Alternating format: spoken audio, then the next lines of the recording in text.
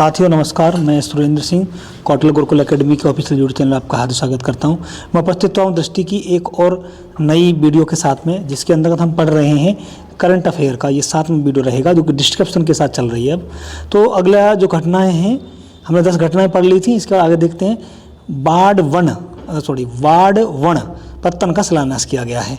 आपको पता ही होगा कि अभी वर्तमान में जो है भारत में कुल 12 महापत्तन हैं, जो कि पूर्ण रूप से केंद्र सरकार के स्वामित्व में है। महापत्तन प्राधिकरण अधिनियम 1921 के प्रावधानों द्वारा ये शासित किए जाते हैं, मेजर पोर्ट अथॉरिटी एक्ट 2021 के द्वारा। यद्यपि भारत वर्तमान में पत्तन सुदृढ़ ग्राहक आधार बुनियादी ढांचा और अवसंरचना आदि सुविधाओं से लैस हैं, फिर भी बहुत सारी बाधाओं का सामना करना पड़ता है। इसको सुधार करने के लिए समय समय पर इनमें अद्यतन या अपडेशन करने की जरूरत पड़ती है। ध्यान रहे कि 30 अगस्त 2024 को मोदी जी द्वारा वार्ड वन पत्तन का शिलान्यास किया गया। ये महाराष्ट्र के पालघर जिले में और ये डहाणू नगर के निकट स्थित है। कहाँ पे है ये? महाराष्ट्र के पालघर जिले के डहाणू नगर में, ठीक है ना। ये थोड़ा आप ध्यान रखिएगा, यहाँ पे है। ध्यातव्य रहे कि नरेंद्र मोदी जी की अध्यक्षता में केंद्रीय मंत्रिमंडल ने 19 जून 2024 को इस पत्तन की स्थापना की स्वीकृति दी थी। परियोजना में कुल 76,220 करोड़ रुपए खर्च होने जा रहे हैं। इस परियोजना का निर्माण ward one port project limited द्वारा VBPL द्वारा किया जाएगा। और थोड़ा ध्यान रखें, वार्ड वन पत्तन को हर मौसम के लिए युक्त ग्रीनफील्ड डीप ड्राफ्ट महापत्तन के रूप में विकसित किया जाएगा। सबसे बड़े गहरे जल वाले पत्तनों में से एक है ये। विश्व के शीर्ष 10 पत्तनों में से भी एक ये हो जाएगा। अगर ये तैयार हो गया तो विश्व के 10 टॉप 10 में से ये एक होगा। ये पत्तन पारगमन समय और लागत को कम करते हुए अंतर्राष्ट्रीय शिपिंग मार्गों में सीधी कनेक्टिविटी को स्थापित करेगा, इसकी सुविधाएं प्रदान करेगा। आगे और देखते हैं। ये 15 मिलियन TEU कंटेनर की क्षमता से जुड़ेगा, 2023 में जुड़ेगा। और ये 2040 में बढ़कर यह 23.9 मिलियन TEU हो जाएगी, ठीक है। अब आगे चलते हैं। जो 12 पत्तन एक बार एक नज़र में हम देख लेते हैं। हमारे भारत के 12 पत्तन आपको खूब अच्छे से पता ही होगा, फिर भी एक बार देख लेते हैं। जैसे भारत के मैप में ऐसे करके हैं तो श्यामा प्रसाद मुखर्जी कलकत्ता हल्दिया में, उसके बाद में है पारादीप उड़ीसा में, इसके बाद विशाखापत्तनम में पड़ेगा ये आंध्र प्रदेश का, इसके बाद है कामराजर पत्तन तमिलनाडु में, इसके बाद चेन्नई पत्तन तमिलनाडु में, एक और नीचे की ओर में BO चिदम्बरम पत्तन तुतीकोरिन में, ठीक है। ये इसका नाम बदल के VO चिदम्बरनार पत्तन तुतीकोरिन है। अब पंडित दीनदयाल उपाध्याय, यहाँ से चलते हैं तो कांडला कच्छ में, इसके बाद में है मुंबई पत्तन, ये महाराष्ट्र में, इसके बाद जवाहरलाल नेहरू पत्तन वही महाराष्ट्र में ही मुंबई के निकट नीचे, मुरगांव गोवा में मुरगांव पत्तन, ठीक है। इसको मारमा गोवा कहते थे, मुरगांव सही नाम बता रहे हैं।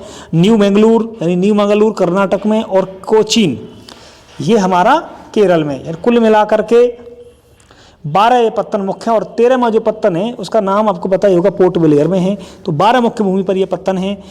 अब कंटेनर पोर्ट परफॉर्मेंस इंडेक्स 2023 के अनुसार जो 4 जून को जारी की गई CPPI, तो इसमें जो है 4था संस्करण जो लॉन्च किया गया, तो इसमें बताया गया है कि पूरी विश्व बैंक और ग्लोबल मार्केटिंग के द्वारा इस सूचकांक को विकसित भी किया गया। इस सूचकांक के तहत कंटेनरों और पोतों के द्वारा किसी पत्तन में व्यतीत किए गए समय के मापन के आधार पर इनमें नंबरिंग की जाती है। दक्षिण पूर्व एशियाई पत्तनों में उत्कृष्ट प्रदर्शन किया गया, इसका देखा गया है। सूचकांक में शामिल 20 स्थानों में से 13 स्थानों पर इसी क्षेत्र के पत्तन देखे गए हैं। लगातार दूसरे वर्ष चीन का यांगस्थान पत्तन पहले स्थान पर रहा। पहली बार विश्व के टॉप 100 पत्तनों में से भारत के 9 पत्तन शामिल हुए हैं। विश्व के शीर्ष 20 पत्तनों में से विशाखापत्तनम को 19वां स्थान मिला है। जरा एक बार देख लेते हैं। देखो ये रहा, हमारे ये 9 पत्तन टॉप 100 में हुए हैं। विशाखापत्तनम को 19वां स्थान, मुंद्रा वाले को 27वां, पापी बाबा वाले को 41वां, 47वां कामराजर को, कोचीन पत्तन को 63वां, हजीरा को 68वां, कृष्णपत्तनम को 71वां, चेन्नई पत्तन को 80वां, जवाहरलाल नेहरू महाराष्ट्र वाले को 96वां स्थान मिला है। अब आते हैं NICDP, जो 12 नए औद्योगिक शहरों को मंजूरी प्रदान की गई है। जो 12 नगर हम पढ़ने जा रहे हैं, तो भारत का सबसे महत्वाकांक्षी बुनियादी ढांचा कार्यक्रम है ये। भारत भविष्य के औद्योगिक शहरों की ओर विकसित करने के लिए विनिर्माण और नवीन निवेश स्थलों के साथ प्रतिस्पर्धा करने के लिए, और ये दूरदर्शी कार्यक्रमों को और नए उद्योगों को शहरों का निर्माण स्मार्ट शहरों के रूप में करने की परिकल्पना की गई है। इसके तहत दिसंबर 2020 में भारत सरकार ने NICDP के तहत के अंग के रूप में 4 चरण विकसित किए थे। 11 गलियारों के विकास की स्वीकृति प्रदान की थी, जिसमें 11 गलियारों के अंतर्गत 4 चरणों में कुल 22 परियोजनाएं शामिल की गई, 32 परियोजनाएं शामिल की गई। 32 परियोजनाओं में से पहले चरण में 4 ग्रीनफील्ड औद्योगिक स्मार्ट शहर पहले ही विकसित किए जा चुके हैं। अब आती है 28 अगस्त 2024 को नया क्या है। NICDP के अंतर्गत 12 नए औद्योगिक नोड शहरों की स्थापना को मंजूरी मिली है, जिसकी जो लागत है 28,602 करोड़ रुपए के 28,206 करोड़ अनुमानित निवेश किए जाने की संभावना इन 12 परियोजनाओं में। जब इनका विकास हो जाएगा तो इसमें एक औद्योगिक क्रांति भारत में आ जाएगी। 12 औद्योगिक शहरों में से 10 राज्यों में विस्तृत होंगे और इन्हें 6 प्रमुख गलियारों के साथ रणनीतिक रूप से नियोजित किया जाएगा। केवल 11 नामों की घोषणा की जा चुकी है 12 शहरों में से। अब 11 नाम एक को बाद में बताएंगे, एक शहर का नाम अभी उल्लेख नहीं है। अब कौन कौन से वो नाम है जरा देख लीजिए जिनका विकास किया जाना औद्योगिक रूप से। सबसे पहले खुरपिया जो कि उत्तराखंड का, राजपुरा पटियाला पंजाब का, और दीघी महाराष्ट्र का, पलक्कड़ केरल का, आगरा उत्तर प्रदेश का, प्रयागराज उत्तर प्रदेश का, बिहार का गया, जहीराबाद तेलंगाना का, अरबाकल आंध्र प्रदेश का, कोपरथी आंध्र प्रदेश का, और जोधपुर पाली राजस्थान का। समझ रहे हो। तो ये कुल मिलाकर ये घोषणा इसमें की जा चुकी है मुख्य रूप से, जो कि ये नाम घोषित कर दिए गए हैं। 11 नाम आपको दिख रहे हैं। 10 नामों की घोषणा 11 नामों की घोषणा की जा चुकी है। अब आगे देखिए, अब ये गलियारे हैं जो कि औद्योगिक गलियारे जिनका विकास मुख्य रूप से किया जा रहा है, जिनको लक्षित किया गया है। तो दिल्ली मुंबई औद्योगिक गलियारा, अमृतसर कोलकाता औद्योगिक गलियारा, चेन्नई बेंगलुरु औद्योगिक गलियारा, वाइजैग चेन्नई औद्योगिक गलियारा, बेंगलुरु मुंबई औद्योगिक गलियारा, ओडिशा आर्थिक गलियारा, हैदराबाद नागपुर और हैदराबाद वारंगल, हैदराबाद बेंगलुरु, कोयम्बटूर होते हुए कोच्चि और दिल्ली नागपुर औद्योगिक गलियारा। ये सभी गलियारों को लक्षित किया गया है। अब आगे देखते हैं ग्रीनफील्ड योजना के तहत स्मार्ट शहर जो 4 हैं, तो एक है धुलेरा, एक है औरंगाबाद महाराष्ट्र का, धुलेरा गुजरात का, और ग्रेटर नोएडा उत्तर प्रदेश का, और टाउनशिप विक्रम उद्योगपुरी मध्य प्रदेश का। ठीक है, तो 4 ये औद्योगिक स्मार्ट शहर हैं जो ग्रीन फील्ड के तहत हैं। अब आते हैं यूपीएस के बारे में पढ़ते हैं। यूपीएस एकीकृत पेंशन योजना, आपको पता ही होगा यूनिफाइड पेंशन स्कीम्स के विषय में। अभी हाल ही में 23 लाख कर्मचारी जो भारत सरकार के द्वारा काम कर रहे हैं, उनको राष्ट्रीय पेंशन प्रणाली के तहत जो लाभार्थी भी हैं उनके पास अब यूपीएस पर स्विच करने का एक मुफ्त विकल्प होगा।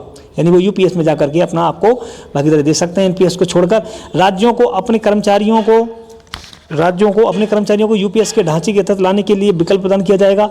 और जिसे प्रदान भी किया गया, इसमें 25 अगस्त 2024 को अपने सभी कर्मचारियों के लिए यूपीएस की मंजूरी प्रदान करने वाला महाराष्ट्र पहला राज्य बन गया है, ये ध्यान रखिएगा। 24 अगस्त 2024 को मोदी जी की अध्यक्षता में एक एकीकृत पेंशन पे एक केंद्रीय मंत्रिमंडल की बैठक हुई, इसको मंजूरी मिल गई और 1 अप्रैल 2025 से प्रभावी हो जाएगी। अब इसमें मुख्य योजनाएं क्या क्या हैं, तो देखो सुनिश्चित पेंशन मिलेगी।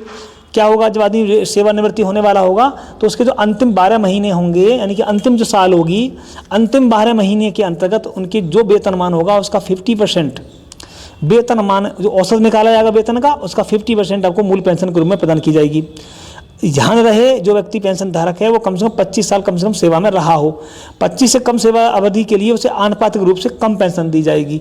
10 वर्षों तक अगर सेवा की गई है तो कर्मचारी को यूपीएस के पात्र हो जाएंगे, 10 साल से कम पे नहीं होगा। सुनिश्चित परिवार पेंशन, किसी कर्मचारी के या उसके निधन होने से पहले प्राप्त पेंशन के 60% की समतुल्य राशि परिवार को पेंशन के रूप में दी जाएगी, है ना, जो निधन से पहले प्राप्त। अब आइए सुनिश्चित न्यूनतम पेंशन, 10 वर्षों की अगर किसी ने कम से कम सेवा के बाद सेवानिवृत्ति हो तो उसको 10,000 रुपये हर हाल में पेंशन दी जाएगी। ये थोड़ा सा इसमें है। सेवानिवृत्ति व कर्मचारी को ग्रेच्युटी के अतिरिक्त एक मुश्त राशि भी के लिए भी वो पात्र हो जाएंगे। ये सब चीज़ें आप एक बार देख लीजिएगा। महंगाई भत्ता जो कि सरकार कर्मचारी को जो वेतनमान मिलता है उसमें जो है वेतनमान और डेवलपमेंट अलाउंस जो महंगाई भत्ता है वो दोनों को जोड़कर, डीए को जोड़कर उसका 10% जो है वो एक जमा करेगा यूपीएस में। सरकार उसमें कितना मिलाएगी तो उसका 18.5%, यानी पूरी सैलरी, मान लो सपोज जस्ट किसी की सैलरी बनती है 50,000, तो दोनों को जोड़ करके तो 50,000 का 10% यानी 5,000 वह व्यक्ति जमा करेगा, प्लस सरकार 18.5% यानी कि 18 5 90 25 92 पॉइंट यानी कि 9,250 रुपये सरकार जमा कर देगी, यानी कि कुल 14,250 रुपये उसके खाते में जमा पहुंच जाएंगे। ठीक है, ये एनपीएस, ये प्रणाली लागू की जा रही है। एनपीएस वात्सल्य एक और चीज़ है, अवयस्क बच्चों के लिए एक नई पेंशन योजना जिसमें 1,000 रुपये कम से कम जमा कर सकते हैं। 18 वर्ष की आयु पूरी की गई हो उसके लिए ये अलाउड होगा। इसमें सब्सक्राइबर प्रतिवर्ष कम से कम न्यूनतम 1,000 रुपये का योगदान दे सकता है। अधिकतम योगदान की कोई सीमा नहीं है। माता पिता अभिभावकों के द्वारा ये अल्पवयस्क के लिए अंशदान दिया जाना है। इसको योजना को सहज रूप से एनपीएस के खाते में बदला जा सकता है। 18 सितंबर 2024 को वित्त मंत्री ने नई दिल्ली में एनपीएस वात्सल्य का भी लॉन्च किया। अब आगे देखते हैं NIRF इंडिया रैंक्स 2024, जो केंद्रीय शिक्षा मंत्रालय के अंतर्गत नेशनल इंस्टीट्यूट और रैंकिंग फ्रेमवर्क की शुरुआत की गई 29 दिसंबर 2015 को की गई थी। वास्तव में प्रदेश भर में उच्च संस्थानों की रैंकिंग प्रदान करने के लिए कार्यप्रणाली की रूपरेखा तैयार करता है यह विभाग, और इंडिया रैंक्स का प्रथम संस्करण अप्रैल 2016 में जारी किया गया था। थोड़ा ध्यान रखिएगा, 15 में शुरू किया गया और अप्रैल 16 से प्रारंभ कर दिया गया। इसकी शुरुआत इसको कौन करता है? केंद्रीय शिक्षा मंत्रालय के अंतर्गत नेशनल इंस्टीट्यूट रैंकिंग फ्रेमवर्क। अब आती है 12 अगस्त 2024 को केंद्रीय मंत्री धर्मेंद्र प्रधान जी ने नेशनल इंस्टीट्यूट रैंकिंग फ्रेमवर्क यानी कि NIRF जो है शुरुआत की, इसकी घोषणा की, इसको जारी किया। तो अब इसमें उच्च शैक्षणिक संस्थानों की रैंकिंग, यह देश के उच्च संस्थानों की रैंकिंग करता है, पता ही है। रैंकिंग नई दिल्ली के स्थित भारत मंडपम में जारी की गई और ये 9वां संस्करण था। देखो 16, 17, 18, 19, 20, 21, 22, 23, 24, अब गिन लीजिए 9वां संस्करण हो गया, 16 को शुरू किया गया ना। अब आइए 8 श्रेणियाँ इसमें बनाई गई हैं। ध्यान रखना इस बार जो है 3 श्रेणियाँ नई जोड़ी गई हैं, पहले 5 ही होती थी। अब देखो कौन कौन सा है। तो पहले कौन सी होती थी? समग्र यानी ओवरऑल, कॉलेजेस, विश्वविद्यालय, अनुसंधान संस्थान और नवाचार। ठीक है, अब नई कौन सी जोड़ दी है? नई देखिएगा, राज्य सार्वजनिक विश्वविद्यालय, मुक्त विश्वविद्यालय और कौशल विश्वविद्यालय, यानी कि state public university, open university और स्किल यूनिवर्सिटी को पहली बार इसमें जोड़ा गया है इस रैंकिंग में। अब 8 विषयों के सभी जो भी जितने विश्वविद्यालय आते हैं, जितने भी संस्थान आते हैं, उनको रैंकिंग प्रदान की जाती है। अब अभियांत्रिकी के विषय में IIT मद्रास जो है लगातार 9वें वर्ष भी पहले स्थान पे ही चल रहा है, इसको कोई रिकॉर्ड नहीं तोड़ा, पहले स्थान पे। और विश्वविद्यालय श्रेणी में भारतीय विज्ञान यानी इंडियन इंस्टीट्यूट ऑफ साइंस यानी IISc बेंगलुरु 9वें वर्ष लगातार पहले स्थान पे। तो ये दोनों चीज़ें आपको बदलनी नहीं है, IIT मद्रास और IISc बेंगलुरु विश्वविद्यालय श्रेणी में, और इंजीनियरिंग में आपका मद्रास सबसे टॉप पर है। आप देख लीजिएगा एक बार, 86.42 इसको अंक मिले हैं मद्रास को। दूसरा है IISc बेंगलुरु, तीसरा आई बॉम्बे जो IIT बॉम्बे, और IIT दिल्ली को मिला है चौथा, और 5वां मिला है कानपुर को। अब आइए उत्तर प्रदेश के संस्थान कौन कौन से शामिल किए गए हैं। तो सबसे टॉप में जो टॉप 5 में चल रहा है IIT कानपुर, BHU 11वें स्थान पे, अलीगढ़ यूनिवर्सिटी 16वें स्थान पे, IIT वाराणसी 30वें स्थान पे, अमेठी यूनिवर्सिटी 49, बाबा साहेब भीमराव अम्बेडकर यूनिवर्सिटी लखनऊ 58, और George king medical college Lucknow आपका 88 नंबर पे, और शिव नडार जो है, शिव नडार हमारा गौतम बुद्ध नगर वाला 95 नंबर चल रहा है।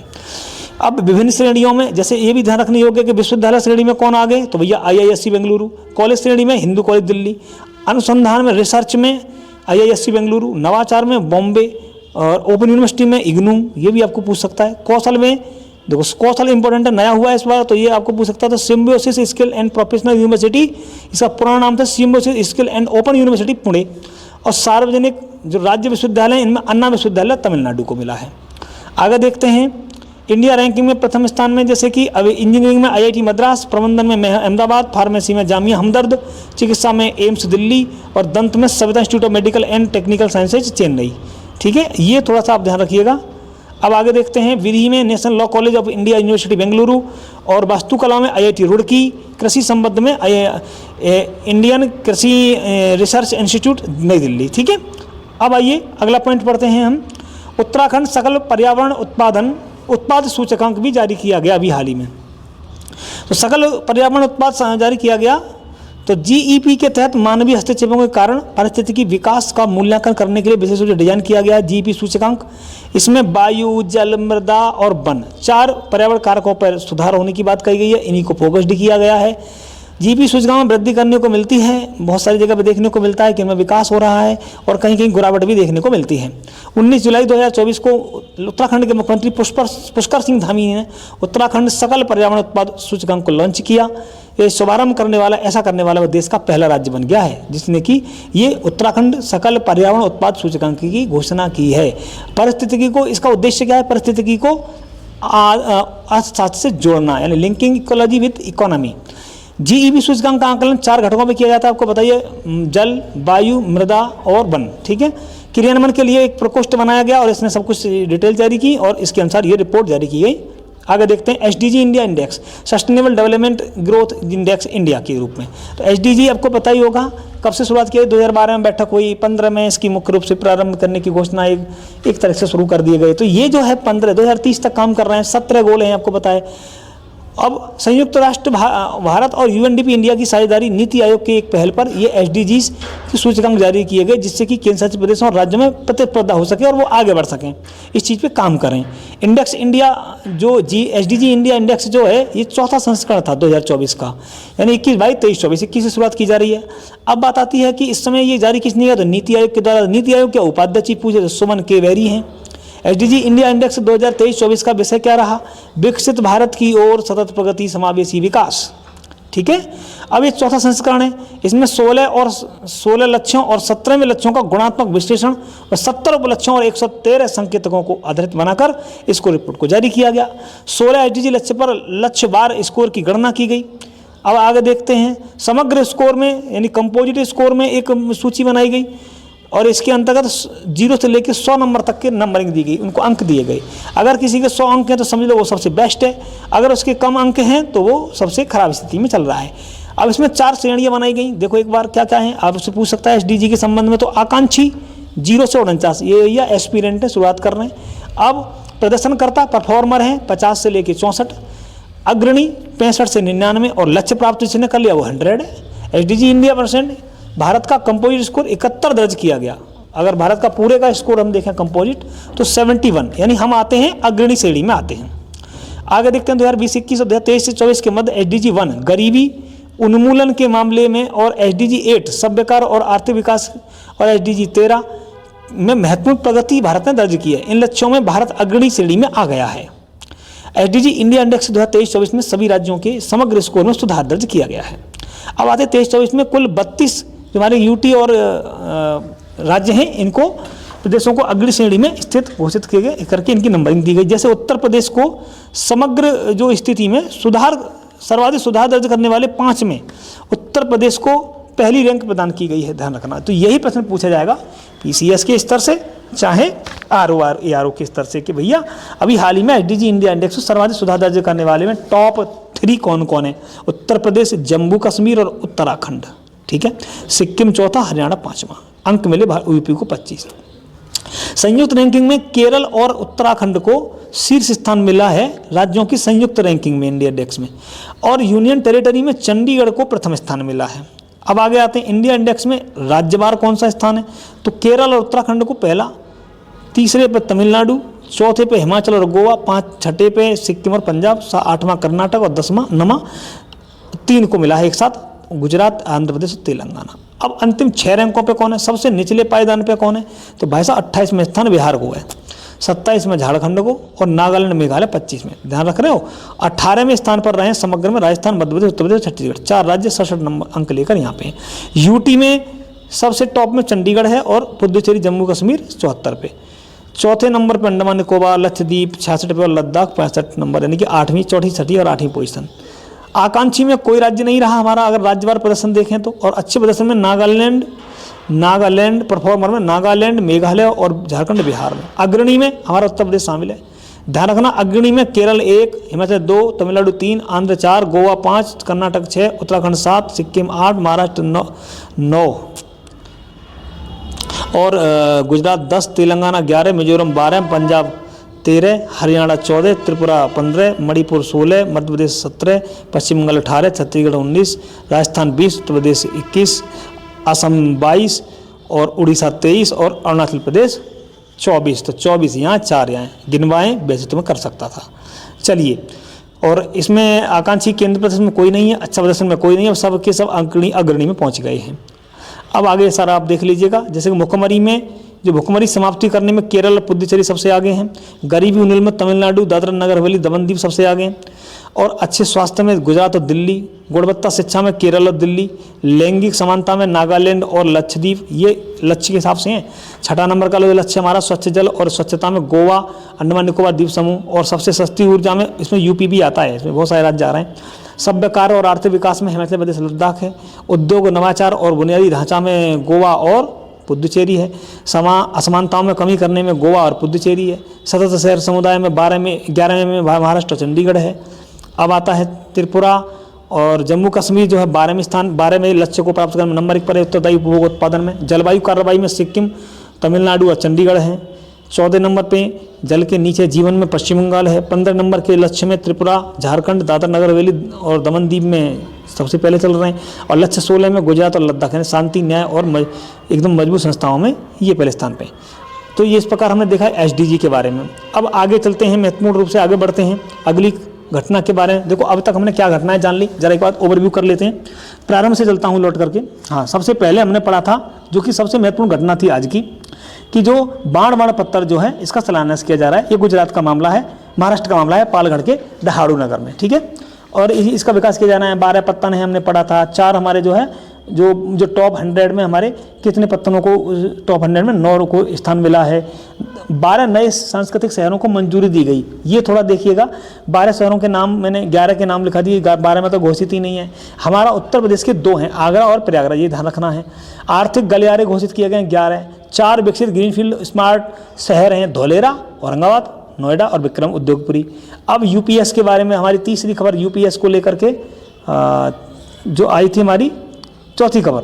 UPS को एक तो बाणमण को लेकर के आई थी, दूसरी शहरों के बारे में आ गई, और तीसरी हमारी NICDC CDS के में फिर आ गई NIRF इंडिया रैंक्स आ गई फ्रेमवर्क की। इसके बाद में हमारा आगे देख लेते हैं, उत्तराखंड सकल उत्पाद सूचकांक आ गया, हमने ये पढ़ा है इसके बारे में। हाँ, इसके बारे में हमें पढ़ना है।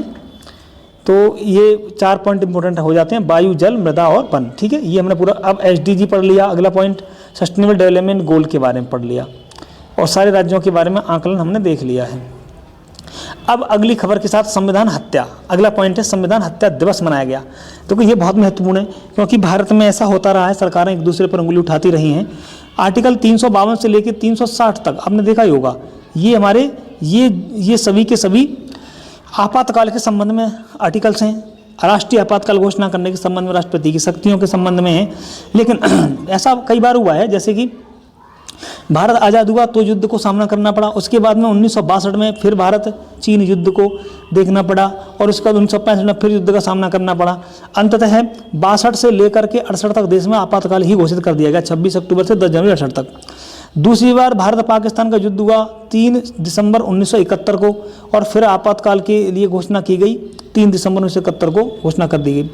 इसके बाद आपातकाल की एक और नई घोषणा की गई 25 जून 1975 को, जो कि इंदिरा गांधी जी के द्वारा की गई थी। इंदिरा गांधी जी ने वैसे एक यही उपाय सोचा था, क्योंकि दरअसल बात क्या है कि हमने अभी उसी समय पे 28 अक्टूबर को भारत ने पाकिस्तान से युद्ध लड़ा, और एक नया हमने देश देखने को मिला। कौन सा? बांग्लादेश बना नया। आपको पता होगा 16 अक्टूबर 1971 को बांग्लादेश बना। बांग्लादेश के बनने के बाद ही 3 दिसंबर 1971 को देश में आपातकाल की घोषणा करनी पड़ी। बहुत समस्याएं आ गई, पर आपातकाल की घोषणा के दौरान ही इंदिरा गांधी जी पर ऐसे बहुत सारे कयास लगाए जाने लगे कि उन्होंने कुछ इलेक्शन में धांधली की है, और बहुत सारी चीज़ों को लेकर उंगली उठाई जाने लगी। तो उन्होंने एक बढ़िया उपचार समझा कि क्यों ना 25 जून 1975 को उन्होंने देश में दोबारा से एक और आंतरिक गड़बड़ी के आधार पर आपातकाल की घोषणा कर दी। पहले तो की थी युद्ध के आधार पर, अब की आंतरिक गड़बड़ी के आधार पर आपातकाल। दरअसल बात क्या है कि इंदिरा गांधी पर आरोप लग रहे थे, उनको बार बार हाईकोर्ट इलाहाबाद भी बुलाया जा रहा था, उन पर प्रतिबंध लगाए जा रहे थे। ऐसी परिस्थितियों में उन्होंने ये घोषणा कर दी।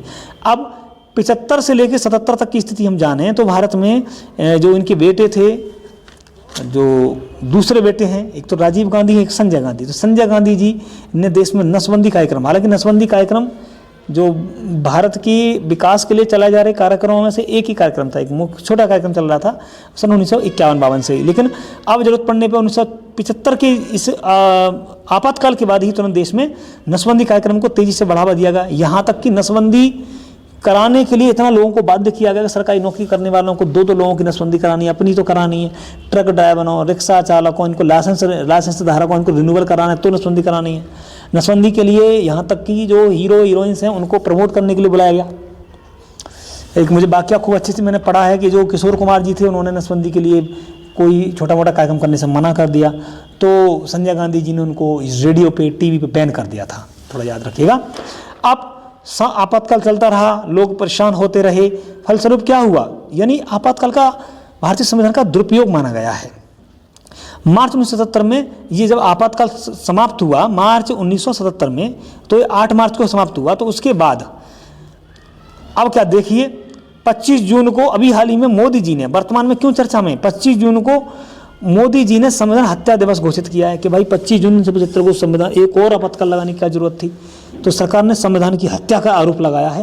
केंद्रीय गृह मंत्रालय ने 11 जुलाई 2024 को यह अधिसूचना जारी कर दी कि ऐसा नहीं होना चाहिए और 12 जुलाई को ये गजट में भी प्रकाशित करवा दिया। और 25 जून 1975 को आपातकाल की घोषणा के पश्चात जो तत्कालीन केंद्र सरकार है, सत्ता का उन्होंने दुरुपयोग किया है, ऐसा उन पर आरोप लगाया कि तुमने जातियाँ की हैं, अत्याचार किए हैं। आपकी याद में हम 25 जून को संविधान हत्या दिवस घोषित करते हैं। 25 जून 1975 को आपातकाल की को लागू करके तत्कालीन केंद्र सरकार द्वारा लोकतंत्र की आत्महत्या का गला घोटा गया है, ऐसा माना। और लाखों लोगों को अकारण जेल में डाल दिया गया है। लोगों के साथ में उनकी निजता का घनघोर उनका अनुपालन नहीं करने देगा, उनका नाश किया गया है, वो पूरी तरह से अपने कब्जे में रखी है। तो इस प्रकार यातनाएं भी दी गई हैं और मीडिया की आवाज़ को भी दबा दिया गया है, ऐसा मानकर 25 जून को अभी हाल ही में संविधान हत्या दिवस घोषित किया गया है। 18वीं लोकसभा के जो स्पीकर हमारे ओम बिरला जी चयनित हुए, एक और घटना उन्होंने कर दी कि उन्होंने 25 जून के विषय में उन्होंने 26 जून को अगले दिन एक निंदा प्रस्ताव लाया और संसद में 2 मिनट का मौन भी रखवा दिया, ध्यान रखना आप। और उन्होंने कहा कि ये एक भारतीय इतिहास का एक काला अध्याय है और इंदिरा गांधी की कमिटेड ब्यूरोक्रेसी या कमिटेड जुडिशरी या लोकतंत्र विरोधी रवैया को हम इसका खंडन करते हैं, विरोध करते हैं, ये गलत हुआ है। अब 17 सितंबर को, इससे पहले याद रखना 17 सितंबर को हैदराबाद मुक्ति दिवस भी मनाया जा चुका है। 17 सितंबर को, है ना, हैदराबाद मुक्ति दिवस मनाया जा चुका है। अब 12 मार्च 2024 को केंद्रीय गृह मंत्री द्वारा एक अधिसूचना जारी की गई। साथ ही 12 मार्च 2024 को भारत के राजपत्र में यह भी छाप दिया गया कि हैदराबाद दिवस, मुक्ति दिवस मनाया जाएगा। आपको याद होगा 17 सितंबर को ऑपरेशन भेजा था हमने और ऑपरेशन का नाम था पोलो, खूब अच्छे से पता होना चाहिए। और 17 सितंबर को हैदराबाद को मुक्ति दिलाई गई, देशभक्ति की लौ जलाई गई। 15 अगस्त 47 को भले ही देश आज़ाद होगा, लेकिन 13 महीने बाद हैदराबाद को आज़ादी नहीं मिली थी और निजाम के शासन को ख़त्म किया गया ऑपरेशन पोलो के तहत। पुलिस कार्रवाई की 17 सितंबर को 1948 को ये देश हमारा, ये जो हैदराबाद है वो भारत में विलय हुआ पूरी तरह से। तो इस प्रकार हम देखेंगे 2 चीज़, 17 सितंबर को हैदराबाद मुक्ति दिवस, दूसरा हमारा जो 25 जून को संविधान हत्या दिवस। ठीक है, अगली घटना पढ़ते हैं। AI प्रशंसा दिवस। AI 16 जुलाई को AI प्रशंसा दिवस मनाया गया है। AI पर ऐतिहासिक प्रस्ताव, यह पहला अवसर है कि किसी उभरते हुए क्षेत्र में विनियमित करने के लिए किसी प्रस्ताव को अंगीकृत किया गया हो। ठीक है, इसमें 193 देशों का समर्थन प्राप्त हुआ है। AI मिशन के बारे में जानते हैं। आर्टिफिशियल इंटेलिजेंस को बुद्धिमान मशीनों, विशेष रूप से बुद्धिमान कंप्यूटर प्रोग्राम के निर्माण के विज्ञान एवं प्रौद्योगिकी के रूप में परिभाषित किया जा सकता है। कृत्रिम बुद्धिमत्ता इस धारणा पर आधारित है कि मानव विचार और प्रक्रिया को मशीनीकृत किया जा सके। AI इंडिया मिशन को मंजूरी दी गई है मार्च 2024 में मोदी जी द्वारा। इस पर बजट के रूप में कितना 10,371 रुपये 92 लाख रुपए खर्च किए जाने की संभावना है। 10,371 करोड़ 92 लाख रुपए अगले 5 वर्षों के लिए रुपए रहेंगे। AI, इसका उद्देश्य क्या है कि भारतीय AI पारिस्थितिकी तंत्र को मजबूती प्रदान करने के लिए अब digital India corporation AI India independent business division द्वारा इसे क्रियान्वित किया गया है। इसके घटक क्या हैं, क्या करना है इसमें हमें? तो AI इंडिया कंप्यूटर क्षमता को बढ़ावा देना है, इंडिया AI नवाचार केंद्रों की स्थापना करनी है, AI डाटाबेस मंच को तैयार करना है, India AI application development initiative को डेवलप करना है, इंडिया AI फ्यूचर स्किल्स को डेवलपमेंट करना है, इनको विकसित करना है, प्रयोगशालाओं की स्थापना करनी है, इंडिया स्टार्टअप वित्त पोषण को भी ध्यान में रखना है और सुरक्षित एवं भरोसेमंद विषय पर इसको केंद्रित रखना है। इस प्रकार ये 7 मुख्य विषय रहे। अब आता है दूरसंचार अधिनियम। हाल ही में टेलीकम्युनिकेशन बिल आ गया। कब आया? 18 दिसंबर 2023 को लोकसभा में पेश हुआ और इसे 20 दिसंबर को लोकसभा द्वारा और 21 दिसंबर को राज्यसभा द्वारा स्वीकार कर लिया गया, पारित कर लिया गया। 24 दिसंबर को राष्ट्रपति ने मोहर भी इसमें लगा दी। अब इसमें क्या है, 26 जून 2024 को 5 जुलाई को कुछ कानून लागू कर दिए गए। इसके तहत स्पेक्ट्रम संचालन विस्तार आदि पर कुछ कंट्रोल रखा गया है। इसमें याद रहे आपको प्रॉब्लम क्या है, चर्चा में क्यों चल रहा है आजकल ये? चर्चा में इसलिए है कि दूरसंचार सेवाएं प्रदान करना, दूरसंचार नेटवर्क की स्थापना और संचालन रखाव का विस्तार करना और रेडियो उपकरण की धारणा को विकसित करना। 2 से अधिक व्यक्तियों के बीच संदेशों के एक श्रेणी से कुछ आधार पर इंटरसेप्टर या मॉनिटर ब्लॉक किया जा सकता है। ध्यान रखिए, इसमें कुछ सिम लेने के मामले भी कुछ नए नियम बनाए गए। विज्ञापन संदेशों जैसे निर्दिष्ट संदेश प्राप्त करने के लिए पूर्व सहमति जरूरी है। जैसे विज्ञापन आ गया, ओके मांगते तो ओके जरूरी मांगेंगे। डू नॉट डिस्टर्ब रजिस्टर का निर्माण होगा। मॉलवेयर और निर्दिष्ट संदेशों को रिपोर्ट करने के लिए उपयोगकर्ता को एक व्यवस्था प्रदान करनी होगी। यूनिवर्सल सर्विस ऑब्लिगेशन फंड बनाया गया था पहले, और इसका नाम बदल कर डिजिटल भारत निधि कर दिया गया है। ध्यान रखना है 2023 में इसका नाम डिजिटल भारत निधि। 30 अगस्त 2024 को दूरसंचार विभाग ने भारत के राज्य गजट में दूरसंचार डिजिटल भारत निधि का प्रशासन अधिनियम 2024 अधिसूचित कर दिया। अब इसकी 24(1) की धारा में क्या लिखा हुआ है कि अगर कोई व्यक्ति किसी प्रकार से आपराधिक व सिविल न्यायिकों की को निर्दिष्ट करता है प्राधिकार प्राप्त किए बिना दूरसंचार सेवाएं प्रदान करना या दूरसंचार नेटवर्क या डाटा एक अनिर्धारित पहुंच प्राप्त करना या 3 वर्ष की किया तो 2 करोड़ तक का जुर्माना लग सकेगा बिना अनुमति के, ऐसा करता है तो कोई। ठीक है, टेलीकॉम कंपनियों के मामले में। अब आता है प्राधिकार प्राप्त करने के लिए नियमों और शर्तों का उल्लंघन करने पर 5 करोड़ रुपए का जुर्माना होगा। अधिकृत उपकरण रखने और अनधिकृत उपकरण रखने और अनधिकृत नेटवर्क या सेवा का उपयोग करने के लिए 10 लाख रुपए का जुर्माना। दूरसंचार अधिनियम 2023 के अंतर्गत यदि किसी व्यक्ति के पास अधिकतम सिम कार्ड प्राप्त हो जाते हैं तो उसको भी सजा का प्रावधान है, जैसे कि पूरे भारत में 9 सिम कार्ड होने पर या जम्मू कश्मीर, असम और पूर्वोत्तर में 6 सिम कार्ड से अधिक नहीं रख सकते हैं। अब लोक परीक्षा अधिनियम आ गया। लोक परीक्षा अधिनियम 2024 अनुचित साधन निवारण। मूल रूप से क्या देखा जाता है कि परीक्षा में धांधली हो जाती है, पेपर लीक हो जाता है, OMR पाई जाती है,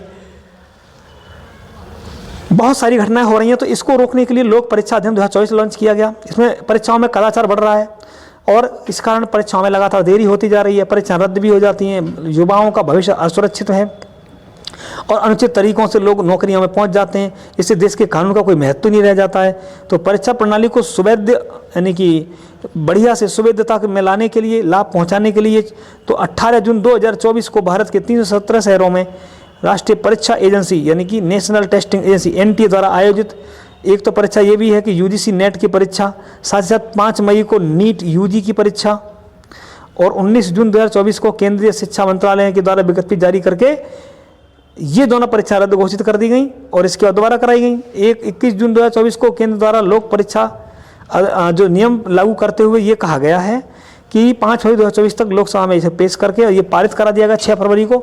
9 फरवरी को राज्यसभा में पारित हुआ। 12 फरवरी को राष्ट्रपति की मंजूरी मिलने के बाद अब इसमें एक नियम बन गया है कि कोई भी व्यक्ति अनुचित साधनों का प्रयोग नहीं कर सकता है या किसी भी सरकारी तंत्र का उपयोग करके परीक्षा के पेपर इत्यादि को लीक नहीं करवा सकता। ऐसा करता है तो उसके लिए जुर्माने का प्रावधान है। लोक परीक्षा अधिनियम 2024 के तहत लोक परीक्षाओं में अनुचित साधनों का उपयोग करने को रोकना होगा और अधिनियम की निर्दिष्ट अनुसूची में निर्दिष्ट निम्नलिखित प्राधिकरणों द्वारा संचालित परीक्षा शामिल कर ले। अच्छा, कौन कौन सी परीक्षाओं को रोके जाएंगे जरा देख लेते हैं, सजा बाद में देखेंगे। तो इसमें क्या है, लोक सेवा आयोग यानी कि जो PCS UPSC हो गया और एक कर्मचारी SSC हो गया, रेलवे भर्ती बोर्ड हो गया चाहे RRB चाहे RRC और राष्ट्रीय अभिकरण परीक्षा अभिकरण NTA हो गया। अब आता है बैंकिंग कार्मिक और चयन संस्थान, ठीक है, IBPS हो गया। और आप देखते हैं केंद्रीय सरकार के मंत्रालय विभाग या भर्ती के लिए संबद्ध अधीनस्थ कार्यालय, इन सब के लिए जो है ये नियम लागू किए जा रहे हैं कि अगर कोई अपराधी पाया जाता है तो 3 साल तक की कैद और 10 लाख रुपए तक का जुर्माना का प्रावधान का नियम है। इसमें अधिनियम है। इस अधिनियम में सभी अपराध संज्ञेय और गैर जमानती और असम्मानीय होंगे, सम्मन भेजेंगे नहीं, और ये गैर जमानती हो जमानत भी नहीं होगी। अधिनियम संगठित अपराधों के लिए बड़ी सजा निर्दिष्ट करते हैं। अब इसमें क्या है, जैसे कोई अपराध संगठित अपराध करने वाले व्यक्तियों का या समूह 5 वर्ष से लेकर 10 वर्ष की सजा हो जाएगी उनको और कम से कम 1 करोड़ रुपए का जुर्माना लगेगा अगर संगठित अपराध किया गया है। अगर न्यूनतम पुलिस उपाधीक्षक, सहायक पुलिस उपाधीक्षक, असिस्टेंट कमिश्नर या DSP की रैंक वाले अधिकारी इस अधिनियम के तहत अपराधों की जांच करेंगे। 24 जुलाई 2024 को बिहार विधानसभा द्वारा बिहार लोक परीक्षा अधिनियम को पारित कर दिया गया। तो बिहार ने इसे पारित किया है, आपको पता ही है। UCC लागू करने वाला उत्तराखंड है, पहली बार, आपको पता ही है। और महाराष्ट्र ने क्या स्वीकार किया है, आप मुझे बताइए। चलिए अंतिम लाइन पढ़ते हैं। नालंदा विश्वविद्यालय परिसर का उद्घाटन 5वीं सदी में कुमारगुप्त द्वारा बनाए हुए इस नालंदा विश्वविद्यालय नालंदा के महाविहार का स्थापना की गई है। इसका विश्वविद्यालय परिसर का उद्घाटन किया गया है। ध्यान रखें, गुप्त शासकों के बाद कन्नौज के राजा हर्षवर्धन तथा पाल शासकों ने इसको संरक्षण दिया और बाद में तुर्की आक्रमणकारियों ने विभिन्न 12वीं सदी में इसको क्षति पहुंचाई और इसको तोड़फोड़ कर दिया, आग लगा दी। आपको पता ही होगा कि बख्तियार खिलजी ने ऐसा किया था, इख्तियारुद्दीन बख्तियार खिलजी। 6 शताब्दियों पश्चात यह स्थल का खोज सर्वप्रथम 1812 में स्कॉटिश सर्वेक्षण फ्रांसिस बुकानन हैमिल्टन द्वारा की गई थी। 1861-62 में अलेक्जेंडर कनिंघम द्वारा एक आधिकारिक रूप से पहली बार प्राचीन विश्वविद्यालय के रूप में इसकी पहचान की। मार्च 2006 में बिहार विधानमंडल के एक संयुक्त सत्र को संबोधित करते हुए एपीजे कलाम ने नालंदा विश्वविद्यालय पुनरुद्धार का प्रस्ताव किया। नालंदा विश्वविद्यालय के पुनरुत्थान की मांग पर 2006 में सिंगापुर की सरकार से और 2007 में फिलीपींस की सरकार से फिलीपींस में आयोजित द्वितीय पूर्व एशिया शिखर सम्मेलन में सदस्यों ने नेताओं से भी सुझाव प्राप्त हुए थे और अक्टूबर 2009 में थाईलैंड में आयोजित चौथे पूर्वी एशिया शिखर सम्मेलन में नालंदा विश्वविद्यालय की पुनर्स्थापना का समर्थन प्राप्त किया और बिहार सरकार ने भी नालंदा विश्वविद्यालय का पुनर्स्थापन करने का विचार तैयार किया है। चलिए, तो आपने ये महत्वपूर्ण एक खबर देखिए, आप कितनी खबरें आपने पढ़ी हैं। नंबर 1 तो हमारा नालंदा विश्वविद्यालय नालंदा 1, दूसरा हमारा लोक परीक्षा 2, 3 हमारा दूरसंचार अधिनियम, 4 इंडिया एआई, 4, 5 हमारा वैश्विक इंडिया एआई, 6 है हमारा संविधान हत्या, 7 हमारी खबर हम देख पा रहे हैं जो कि रैंकिंग के बारे में है, जो कि एजुकेशनल रैंकिंग है। 7 ये हैं एसडीजी वाली 7, और 8वें नंबर पे हम देख लेते हैं एनआरएफएम इंडिया रैंकिंग्स 8। 9 नंबर पे जो ग्रेजुएटी वगैरह एलपीएस यूपीएस मिलेगा 9, और 10 नंबर पे हम देख पा रहे हैं एनआईसीडीपी नए शहरों 12 एनआईसीडीपी, और ये अगला टॉपिक है हमारा वाणवर्ण। ठीक है, इस प्रकार हमने इतने टॉपिक्स पढ़े हैं। आपसे अनुरोध है आपको समझ में आए होंगे और आप आगामी वीडियो के लिए इंतजार करिएगा। आपको मिलते हैं नए सेशन में, इसको एक दो बार देखिए, आप पढ़ करके निश्चिंत आप रिलैक्स फील करेंगे। आप कान में ली लगा के पढ़ सकते हैं, आप कहीं भी बैठे वहाँ पर आप वीडियो चला कर देख सकते हैं, आपको इसका पूरा लाभ मिलेगा। मिलते हैं एक नई वीडियो में, धन्यवाद।